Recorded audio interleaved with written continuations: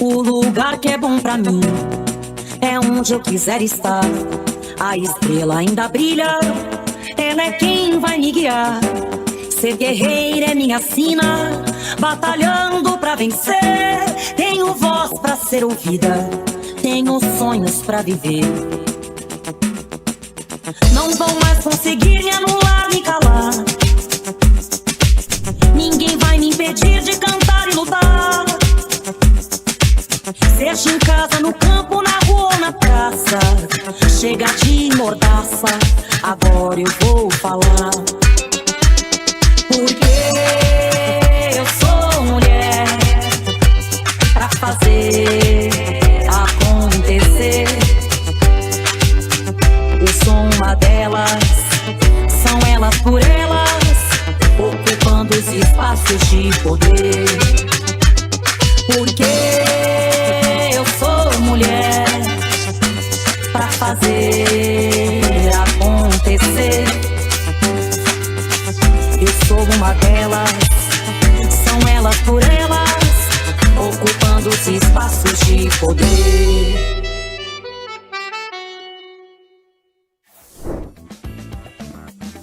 Nesta terça-feira, recebemos no TV Elas por Elas Formação a professora, mestranda em Educação pela Universidade Federal de Roraima, ativista do Movimento Negro Unificado e do Movimento Feminista, e também secretária estadual de Mulheres do PT de Roraima, Antônia Pedrosa, que vai falar sobre os desafios e necessidades da mulher negra no mundo do trabalho.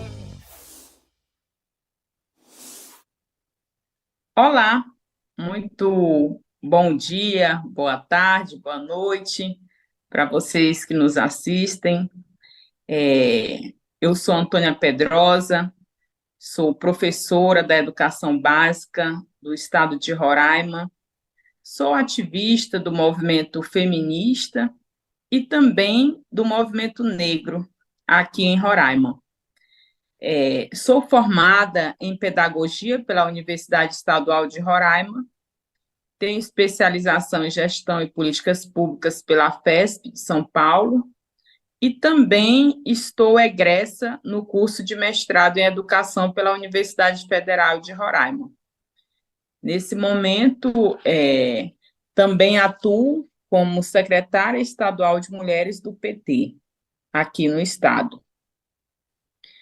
Tenho uma trajetória de 25 anos de docência e também alguns anos aí de militância, sempre integrando a realidade, o nosso fazer, né, no mundo do trabalho e também o nosso ativismo.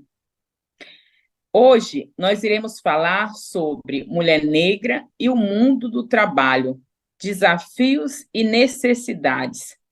É um tema que a gente vem abordando muito já há bastante tempo, porque nós precisamos, de fato, seguir lutando por uma igualdade e equidade nas condições, principalmente em relação às mulheres negras. Nós sabemos que o Brasil, e é importante a gente fazer um pouco desse histórico. O Brasil tem um histórico que é vergonhoso para o país de regime escravocrata. Então, essas mulheres negras, elas sempre trabalharam nas lavouras, nas casas dos senhores, sempre tiveram esse afazer, né, fora do seu lar, que naquele momento, no período de escravidão, nem sequer podemos dizer que tinham um lar, porque viviam ali todos amontoados, né, em regime subhumano, digamos assim, que é o que retrata o período da época e que ainda hoje nós observamos que tem um reflexo na nossa sociedade muito forte. Então, as mulheres negras, a gente tem que partir desse ponto, né, quando a gente fala de mercado de trabalho. E aí, passando esse período, Essas mulheres, então, principalmente as mulheres negras, sempre tiveram jornadas triplas, duplas, né, de trabalho. Precisavam, pós a abolição, podemos dizer assim, e aí a gente coloca entre aspas essa abolição, porque, na verdade, as condições subhumanas para esse povo, elas continuaram. Então, continuaram tendo que trabalhar para receber um prato de comida, passaram muita fome, tiveram que lavar roupa, fazer vários afazeres para poder ter pelo menos o que comer. Não tiveram condições de moradia, não teve uma política de Estado que pensasse nessa população, que colocassem essa população no orçamento do Estado e na política pública do Estado. Então, naquele momento, essa população seguiu desamparada, como os dados revelam que tem sido até hoje. Então, nós temos uma Constituição de 1988, que é recente, a chamada Constituição Cidadã, que traz os direitos civis para toda a população. E, mesmo assim, nós observamos que, quando o recorte é gênero e raça, essa interseccionalidade atinge profundamente as mulheres negras. Dados do IPEA de 2003 revelam que as mulheres negras hoje no país equivalem a 28% da população, ou seja, um grande percentual da população brasileira, mas, digamos aí, mais de um quarto, é de mulheres negras, que é 28%. Entretanto, essas mulheres ocupam apenas 15% de cargos de liderança. 15% a gente fala aí da média liderança. Quando se vai para alta liderança, que são aqueles cargos, né, mais altos de empresas e no governo federal também, chega apenas, no máximo, a 11%. Então, nós observamos aí que existe ainda uma disparidade muito grande em relação ao real e ao que nós precisamos para chegar, né, a dados, a níveis satisfatórios para a população brasileira, principalmente para essa população de mulheres negras. E aí, os dados, como eu falei, vão revelando cada vez mais essas profundas desigualdades. Como, por exemplo, ainda hoje, as mulheres negras trabalham, em média, 1,6% de horas a mais em trabalhos domésticos do que as mulheres brancas. Isso a gente fazendo um comparativo, né? Quer dizer que ambas, tanto mulheres negras quanto mulheres brancas, as mulheres, no geral, elas trabalham mais nos afazeres domésticos. Quando nós fazemos o recorte para mulheres negras, ainda é superável em relação às mulheres brancas. Dito isso, são essas mulheres que estão designadas hoje pela sociedade para o cuidado de pessoas idosas, doentes, de crianças, sendo que esse trabalho não é remunerado, né? E nem remunerado satisfatoriamente, quando essas mulheres vão atender, por exemplo, a outros domicílios.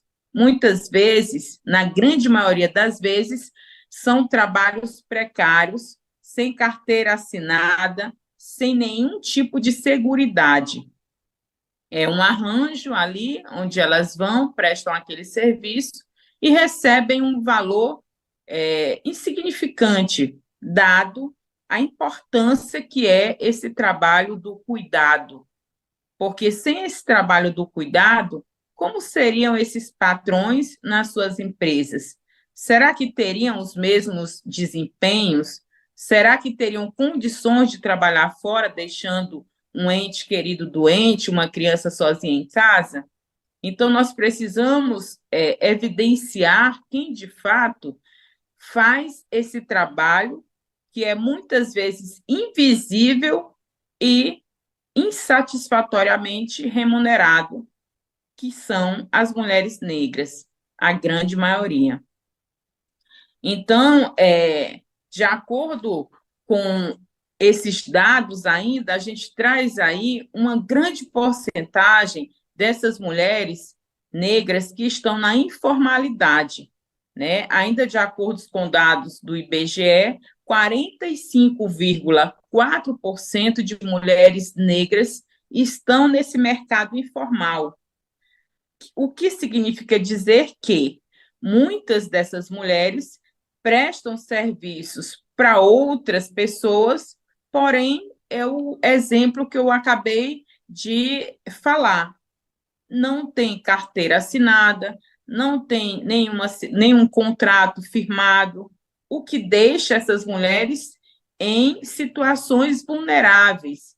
Caso essas mulheres adoeçam, elas não vão ter nenhuma seguridade de continuidade em relação a receber pagamentos, a receber um salário que possam, né, suprir as suas necessidades e da sua família.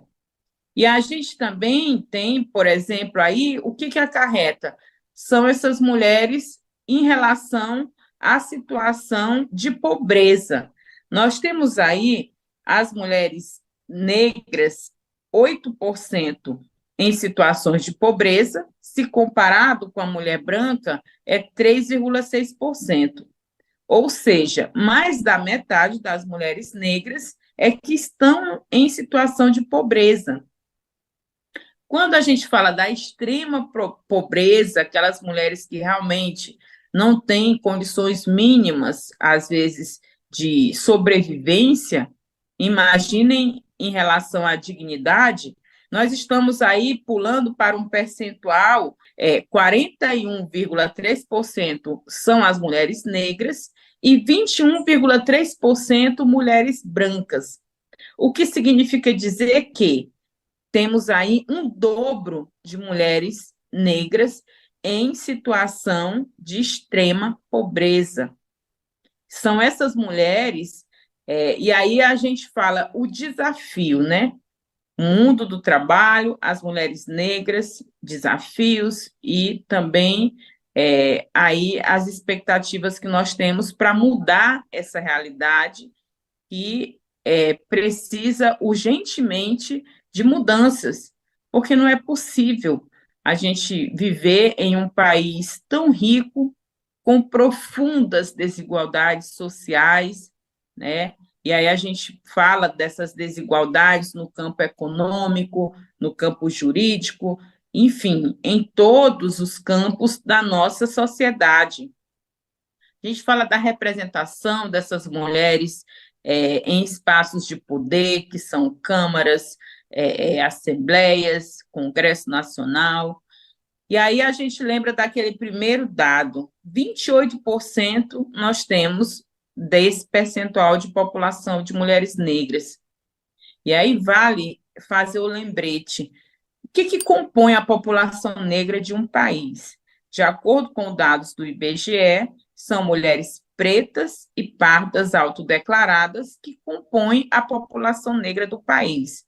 E aí 28% dessa população que se autodeclarou, elas estão, né, em situações de muitas desigualdades em relação a outras parcelas de população do nosso país.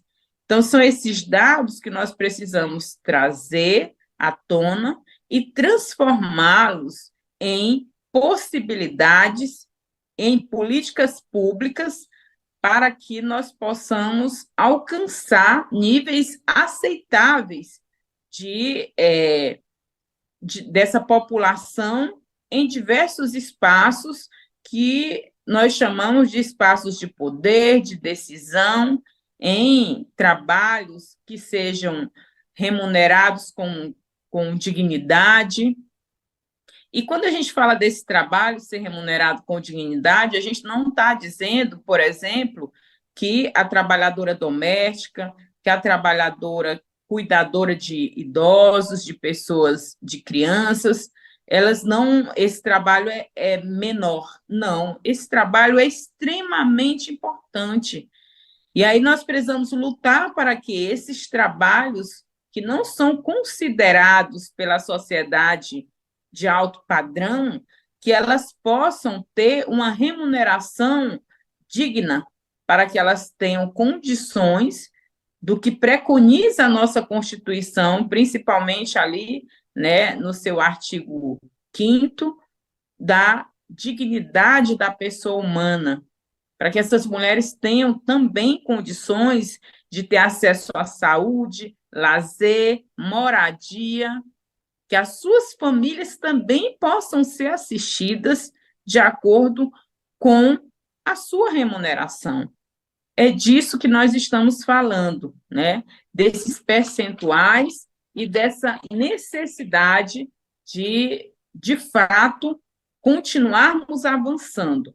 Tá, nós temos os dados mostram que a população negra ainda continua em situações precárias em relação ao mercado de trabalho. O que nós podemos fazer, então? Muito tem sido feito, porém as forças contrárias também têm um poder muito grande. Nós estamos falando de disputas de narrativas, mas também de espaços. Quem quer perder privilégios? E muitas vezes esses privilégios são mantidos em detrimento do direito e da dignidade de outras pessoas. Isso aconteceu no Brasil há 500 anos e continua a acontecer. Por exemplo, um dado muito importante em relação ao trabalho análogo à escravidão. De cada 5 pessoas resgatadas, 4 são pessoas negras. Os casos de mulheres negras que são feitas, né, de escravas em casas de família, a gente só vê o retrato. Então, é disso que nós estamos falando. Nós estamos falando, né, de um histórico que nós temos no país, que a sociedade precisa conhecer, precisa compreender e precisa se colocar, né, do lado que revê toda essa situação, que repara toda essa situação que aconteceu com a população negra ao longo de todo esse período de Brasil. Então, hoje nós vivemos num regime democrático, onde nós podemos dialogar, conversar, expor dados, expor, né, as situações que ainda acontecem, porque nós temos no país, sim, um racismo estrutural, um racismo institucional. E o Silvio Almeida diz para a gente que o racismo estrutural, ele perpassa pelas vias econômicas, jurídicas e legislativas. Ou seja, está no tripé que nós podemos dizer que é o que vai tornar, então, um país democrático, né? Equalizar os poderes. E esse tripé, ele é desfavorável imensamente para a população negra. E esse racismo estrutural, que também está nas instituições, o racismo institucional, ele é amplamente prejudicial, principalmente para essa população. E por que a gente não consegue, então, chegar nesse patamar de justiça social para parte dessa população? Por que ainda hoje nós, população negra, precisamos falar de reparação? Se não aconteceu, ela deve acontecer. Ela deve acontecer o mais breve possível. Nesse sentido, né, o governo democrático do presidente Lula foi também em relação à presidenta Dilma, tiveram algumas leis para realmente buscar, né, essa equidade e também essa valorização em relação a essa população. São medidas paliativas, mas que são necessárias para que a população alcance esse entendimento, principalmente a população negra, mas também a população não negra, ela precisa alcançar esse entendimento de que só houveram escravizados e ainda hoje só há populações em regimes análogos à escravidão, só há populações em regimes de extrema pobreza, porque existe também uma grande concentração, existiu desde sempre uma grande vantagem ali, já na largada, né, dessa corrida pela vida, pela dignidade, que colocou em situação de privilégio, que colocou em situação muito mais favorável certa população em detrimento de outra. E aí nós estamos falando da população negra, né, que ficou renegada em detrimento de uma população de pessoas brancas. Então, quando a sociedade compreender todo esse processo, nós vamos avançar ainda mais nesse sentido. E aí nós temos a Lei da Igualdade Salarial, que é uma lei muito recente, de 2023, e que, mesmo sendo recente, tem sofrido várias tentativas, né, dentro do Congresso, de esvaziamento dessa política. O que diz essa Lei da Igualdade Salarial?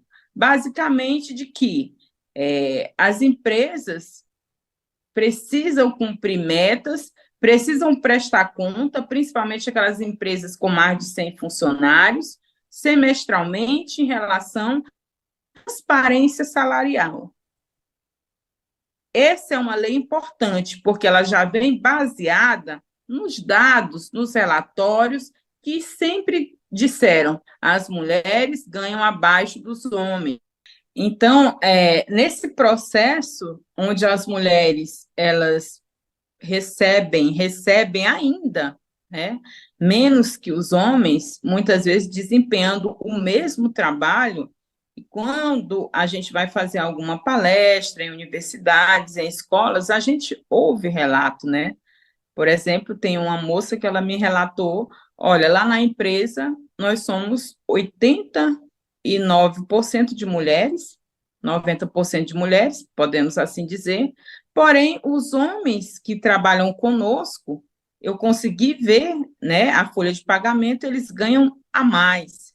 E o patrão sempre fala, olha, eu prefiro trabalhar com as mulheres, porque são mais dedicadas, são mais delicadas e detalhistas, reconhecem, então, que as mulheres fazem um bom trabalho.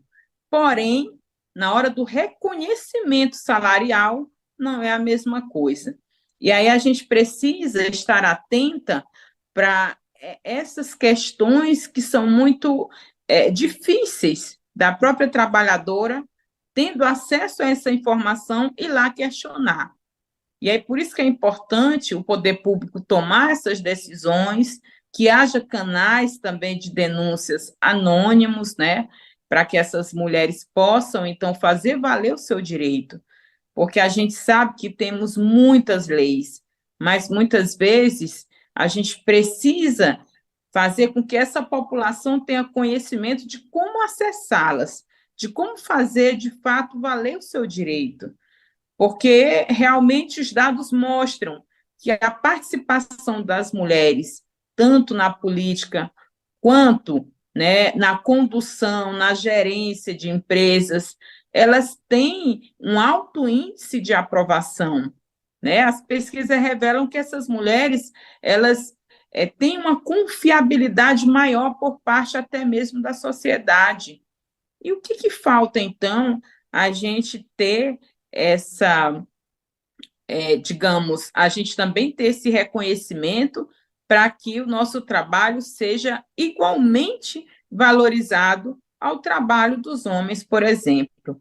E aí, quando nós falamos de mulheres negras, ainda tem mais esse recorte, né? Essas mulheres recebem a menos que os homens e a menos que as mulheres brancas. E é por isso que lá no início dessa aula eu ressaltei que, quando nós falamos de mulheres e o mercado de trabalho, o que para as mulheres brancas, digamos assim, o direito de trabalhar fora de casa é mais recente, para as mulheres negras sempre foram uma realidade. Então, nós não podemos partir, né, da mesma linha de saída, né, porque aí nós vamos ter o que nós chamamos de obstáculos. E nesses obstáculos, a gente precisa, então, ressaltar. Claro, as mulheres não negras também sofrem de todas as questões que as mulheres brancas, que as mulheres pretas sofrem em relação ao machismo, ao sexismo, em relação à misoginia. Sofre sim, só que as mulheres negras têm uma escala que aumenta para mais, né? Esse sofrimento, essa desigualdade. E isso não somos nós que estamos dizendo, são os dados, são os números que revelam essa face muito mais perversa para as mulheres negras. E aí é dentro desse pressuposto que nós partimos em relação a fazer, né, com que a sociedade, o poder público, as organizações, as instituições, elas possam visualizar esse cenário e partir desse entendimento de que, para que a gente, de fato, torne essa sociedade equânime, igualitária, solidária, né, com essas mulheres, precisamos fazer valer direitos, né, fazer com que as leis sejam cumpridas e também outras leis que possam atender a essas demandas e a essas especificidades. E aí, falando ainda sobre a questão da igualdade salarial, né? Por exemplo, a ONU traz um dado que é triste, né? E desanimador, que só ela prevê, a ONU, que só em 300 anos é que a gente vai ter, de fato, né, condições de igualdade salarial entre homens e mulheres. E nós não podemos, então, nos conformar com esses dados, né? São estudos aí para o mundo, que o Brasil tá dentro desses dados, e a gente não pode se conformar com esses dados. A gente precisa, né, pegar esses dados e rapidamente transformá-los, né? Porque a Organização Internacional do Trabalho também diz o seguinte, que o crescimento de um país, ele se dá com a inclusão e a igualdade salarial das mulheres. Então, vai ter crescimento no PIB, vai ter uma sociedade mais feliz, uma sociedade com mais justiça, e a gente precisa, então, de ter mecanismos, né, para fiscalizar as leis que nós já temos e também de diálogos constantes com a sociedade, com as instituições, para criar outros mecanismos que possam acompanhar, identificar e também contribuir para que a desigualdade entre homens e mulheres, principalmente em relação às mulheres negras, essa desigualdade ela seja extinta. Nós não queremos melhorar, né, os dados, nós queremos não queremos melhorar no sentido de reduzir apenas um pequeno percentual. É nesse sentido que eu falo. Nós queremos melhorar, mas melhorar de fato, melhorar real. E melhorar real é a gente ter, de fato, a equidade, é a gente superar essa desigualdade, acabar com a desigualdade salarial, acabar com essas questões que emperram o desenvolvimento social, econômico e humano de uma sociedade, quando continuam, né, a deixar pessoas de fora por questões físicas, por questão da condição enquanto pessoa negra. É isso que eu quero ressaltar. Então, para que isso aconteça, precisamos, de fato, de um grande tratado, né, onde envolva todos os entes, né, organizações e principalmente as pessoas mais interessadas nesse processo. E aí, por toda essa conjuntura, né, que nós já explicitamos aqui, é que temos a convicção, temos a certeza de que estamos indo pelo caminho correto, que é o caminho do diálogo, é o caminho das informações que nós hoje temos, dados que vão revelando toda essa desigualdade, e a partir, então, o que nós fazemos com tantas informações? Nós vamos exigir, nós vamos cobrar, nós vamos continuar lutando para que, de fato, tenhamos as condições corretas, não a desejada, o que é o necessário, né? O que é o correto a ser feito. Então, esse tema, mulher negra e o mundo do trabalho, desafios e necessidades, nós temos muitas necessidades ainda, né? Nós temos muitas necessidades em relação a essas mulheres que, em grande parte, além de estar na informalidade, são o principal orçamento das suas famílias. Nós estamos falando de mulheres negras que cuidam praticamente sozinha aí de 40% dos lares. Essas mulheres chefiam, essas mulheres cuidam sozinhas de filhos e muitas vezes de pais, mães ou algum ente, né, deficiente que viva com ela. Então, nós estamos falando aí dessas mulheres que estão sobrecarregadas, né, por tantas demandas e, ao mesmo tempo, sem condições do cuidado para com elas mesmas. A gente tem muitas vielas, digamos assim, de um modo subjetivo, quando a gente traz em pauta a situação das mulheres negras. Então, a gente vai falar aí de um público de 28% da população, que, em sua maioria, são mães solo, que, em sua maioria, são mulheres arrimo de família, que estão em trabalhos na informalidade, que não conseguem, muitas vezes, concluir os estudos por conta de tanta demanda que elas precisam dar conta. Então, essas mulheres estão hoje sobrecarregadas, estão adoecidas, e nós precisamos, então, desse olhar atencioso, desse olhar individual para com essas mulheres, para que possamos mudar, de fato, essa realidade. Que essa realidade ela vem perpetuando ao longo de décadas, né? Ao longo são mais de 5 séculos, assim podemos dizer. Então, é muito tempo, mas, ao mesmo tempo, temos avançados em relação aos desafios que são colocados, deixando muito explícito e nítido as necessidades que temos do cuidado, do autocuidado, da atenção e também em relação às políticas públicas para que façam valer o direito dessas mulheres.